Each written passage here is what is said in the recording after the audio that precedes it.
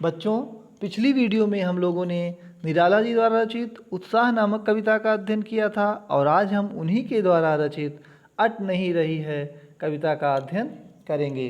तो सबसे पहले हम लोग देखते हैं, अट नहीं रही है आभा फागुन की तन सट नहीं रही है। कहीं सांस लेते हो घर घर भर देते हो, उड़ने को नभ में तुम पर कर देते हो। ध्यान देंगे, अट नहीं रही है।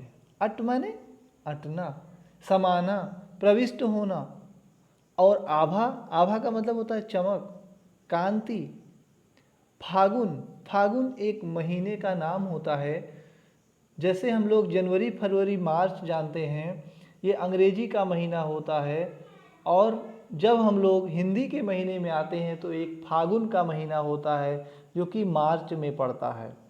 तो जो कवि है वह फागुन की सुंदरता का वर्णन करते हुए कहता है कि फागुन की सुंदरता, उसकी चमक, उसकी आभा अट नहीं रही है, मतलब समा नहीं पा रही है। फागुन आभा फागुन की तन सट नहीं रही है। तन माने शरीर, तन माने होता है शरीर, यानी कि फागुन की कांति शरीर में भी नहीं समा पा रही है। कवि फागुन को संबोधित करते हुए कहता है कि तुम कहीं भी सांस लेते हो, कहीं भी सांस लेकर उसकी सुगंध से घर घर भर देते हो। तुम कहीं भी सांस लेकर उसकी सुगंध से हर घर को भर देते हो। उड़ने को नभ में तुम पर कर देते हो। तुम आकाश में उड़ने के लिए सर्वत्र पंख ही पंख कर देते हो। अर्थात जब तुम सुगंध में पंख लगाकर आकाश में उड़ते हो तो आकाश भी सुगंधमय हो जाता है। आगे, आंख हटाता हूँ तो हट नहीं रही है पत्तों से लदी डाल, कहीं हरी कहीं लाल। कहीं पड़ी है उर्मे मंद गंध पुष्पमाल, पाट पाट शोभा श्री पट नहीं रही है और अट नहीं रही है। आभा फागुन की तनसट नहीं रही है। कवि आगे कहता है कि मैं इस फागुन की कांति, फागुन की चमक को देखकर इतना आनंदित हो गया हूँ, इतना मंत्रमुग्ध हो गया हूँ कि मैं यदि अपनी आँखों को हटाना भी चाहता हूँ तो वह हट नहीं रही है। कवि के कहने का भाव यह है कि फागुनी हवा की मादकता से धरती का कोना कोना भर जाता है। प्रकृति की सुंदरता से मन प्रफुल्लित होकर कल्पना के आकाश में उड़ने लग जाता है। सौंदर्य को निहारती आंखें हटाए नहीं हट पाती हैं। आगे कहता है, पत्तों से लदी डाल, कहीं हरी कहीं लाल। कभी आगे कहता है कि पत्तों से लदी डाल, कि कहीं पेड़ों की डालियां पत्तों से भर गई हैं, कहीं पत्तों की हरियाली के कारण डालियां हरी हो गई हैं तो कहीं लाल हो गई हैं। आपने देखा होगा कि जब बसंत आता है तो नए नए पल्लव निकलते हैं, वह लाल होते हैं। आपने आम का पल्लव देखा होगा, जब वह निकलने लगते हैं तो वह लाल रंग के होते हैं, हल्का गुलाबी, लेकिन उसके पश्चात वह हरे भरे हो जाते हैं।